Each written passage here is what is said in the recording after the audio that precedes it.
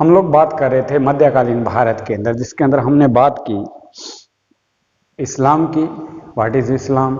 उसके बाद हमने बात की पहले अरब आक्रमण की, और उसके बाद हमने बात की दूसरे तुर्क आक्रमण की। हमने आपको बताया कि भारत पर मुसलमानों का राज्य स्थापित होने से पहले एक अरब आक्रमण और दो तुर्क आक्रमण हुए। पहला तुर्क आक्रमण जो किया महमूद गजनवी ने, जो गजनी का शासक था और यामिनी वंश से रिलेटेड था, और उसने भारत पर 17 बार आक्रमण किए। 1030 तक गद्दी पर रहने के बाद, उसकी मृत्यु के बाद एक बार फिर भारत से इन मुसलमानों का शासन हट गया। हालांकि उनका शासन नहीं था, वो केवल लूटने के लिए आते रहे और यहाँ की सामाजिक व्यवस्थाओं में परिवर्तन होता चला गया। लेकिन इसके बाद जो दूसरा तुर्क आक्रमण हुआ, वो तुर्क आक्रमण किया मोहम्मद गौरी ने। ये 1175 ईस्वी में गद्दी पे बैठा और 1206 ईस्वी तक सिंहासन पर रहा। मोहम्मद गौरी भी गजनी का ही शासक था। ये गजनी का शासक था और इसका वंश गौर वंश था। ये जो तुर्क था, ये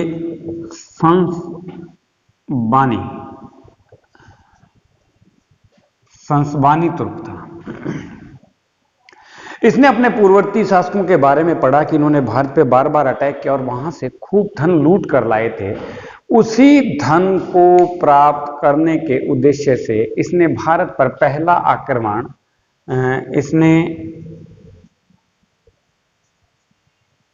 पहला आक्रमण 1175 ईस्वी में सिंध पर किया, जहां पर करमाथी जाति के मुसलमानों का शासन था। और वहां की विजय ने इसको मोटिवेट किया भारत को लूटने के लिए। और अब ये उससे आगे बढ़ा जब इसने सुना कि हमारे ही एक वंश के प्राचीन शासक, जिसका नाम महमूद गजनवी था, उसने भारत के गुजरात में सोमनाथ मंदिर पर अटैक किया था और अनकाउंटेबल जिसकी गिनती नहीं की जा सके इतना धन लूट कर ये वहां से लाया था। तो इसका भी ध्यान गुजरात की तरफ हो गया और इसने 1178 ईस्वी में गुजरात के शासक भीमदेव द्वितीय या मूलराज द्वितीय पर आक्रमण किया। लेकिन भीमदेव द्वितीय ने मोहम्मद गौरी को माउंट आबू के पास हरा दिया, उसको पराजित किया और इसको बंदी बना लिया। लेकिन मोहम्मद गौरी को भीमदेव द्वितीय ने अपने मां की कहने पर छोड़ दिया। उसके बाद इसने कई बार अटैक किया, हर बार पराजित हुआ, लेकिन भीमदेव द्वितीय अपनी मां के कहने पर इसको छोड़ देता। ये भारतीयों की सबसे बड़ी भूल थी, तो ये माना नहीं। बाद में 1179 ईस्वी में यह उत्तर भारत के सिंध और कश्मीर पर शासन करने लगा। धीरे धीरे इसने अपनी साम्राज्य ताकतों को बढ़ाया। जब दिल्ली के अनंतपाल तोमर का देहांत हो गया तो इसने दिल्ली पर हुकूमत करने के लिए आगे बढ़ा, लेकिन वहां का एक बहुत महत्वपूर्ण और मजबूत शासक था जिसका नाम था पृथ्वीराज चौहान, और इसने 1191 ईस्वी में पृथ्वीराज चौहान को तराइन के मैदान में ललकारा में प्रथम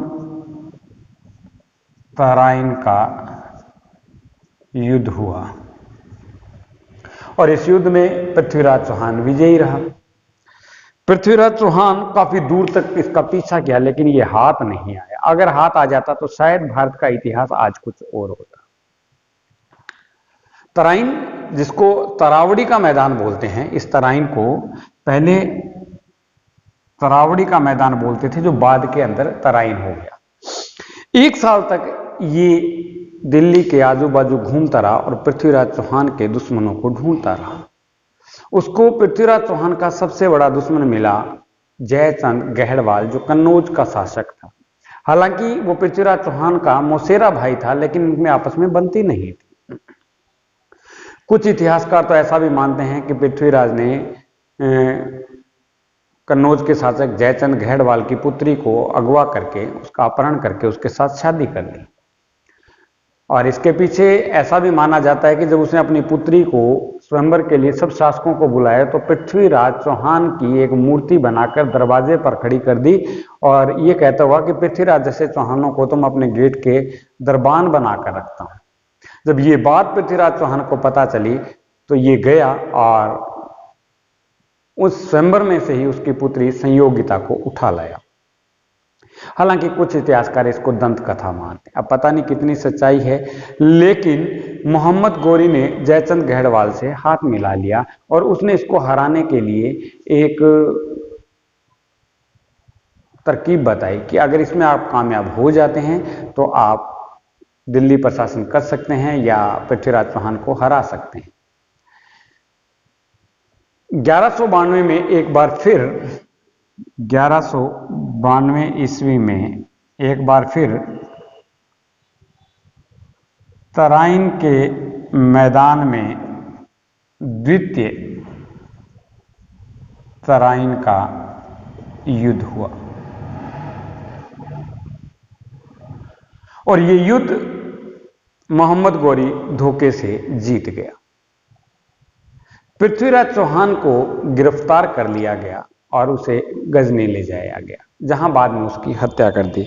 कुछ इतिहासकारों का ऐसा मानना है कि पृथ्वीराज चौहान का मैदान में ही उसको मार दिया गया, लेकिन पृथ्वीराज रासो एक पुस्तक लिखी हुई है। उस पुस्तक में चंद्रबरदाई के द्वारा लिखी गई इस पुस्तक में बताया गया है कि पृथ्वीराज चौहान को पकड़कर उसको अंधा कर दिया गया और उसके बाद उसको गजनी ले जाया गया, जहां पर उसकी हत्या की गई। लेकिन उससे पहले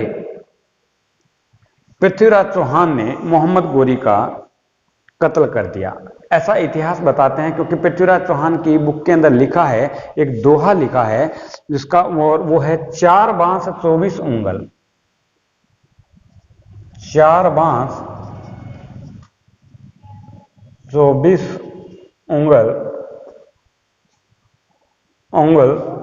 4 बांस 24 उंगल अष्ट प्रधान, ता ऊपर सुल्तान है,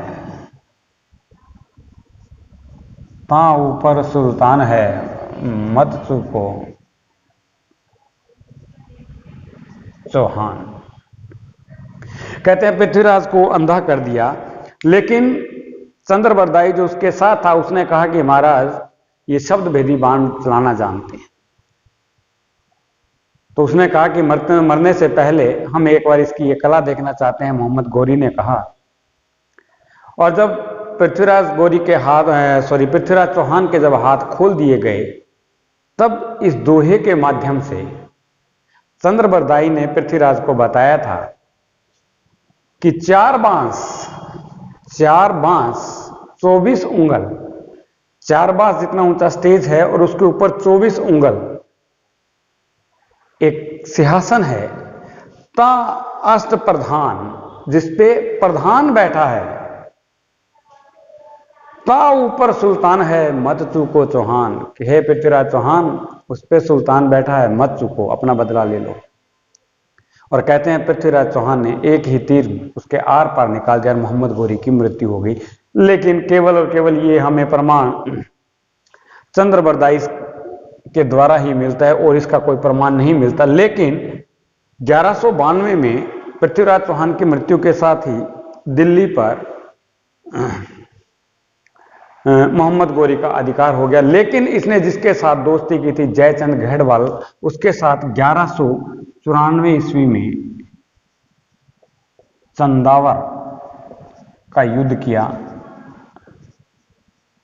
और जयचंद गढ़वाल को पराजित किया। मोहम्मद गोरी वो शासक है जिसने भारत में मुस्लिम सत्ता स्थापित की। इसने मुस्लिम सत्ता को मजबूती प्रदान की। 1206 में इसकी मृत्यु के साथ ही इसके खरीदे हुए दास कुतुबुद्दीन ऐबक ने, जिसको जनता के आग्रह पर उसे दिल्ली का सुल्तान बनाया गया और वहीं से भारत में मुगल साम्राज्य की स्थापना हुई और मुगल साम्राज्य या तुर्क साम्राज्य की स्थापना हुई, मुस्लिम साम्राज्य की स्थापना हुई और मुस्लिम साम्राज्य आगे बढ़ा। हालांकि 1206 से लेके 1526 तक का जो समय है उसको सल्तनत काल का समय माना जाता है, क्योंकि इसमें जितने भी शासक आए वो तुर्क तो जरूर थे, लेकिन वो किसी न किसी के दास थे, इनकी तरह स्वतंत्र शासक नहीं थे। कुतुबुद्दीन ऐबक ने कभी दिल्ली पे राज नहीं किया। 1206 ईस्वी में वो गद्दी पे बैठा और 1210 ईस्वी तक रहा। उसने हमेशा लाहौर से ही शासन किया और लाहौर की जनता के कहने पर उसने अपना एक स्वतंत्र शासन स्थापित किया, जिस पर अब हम बात करेंगे दिल्ली सल्तनत के अंदर।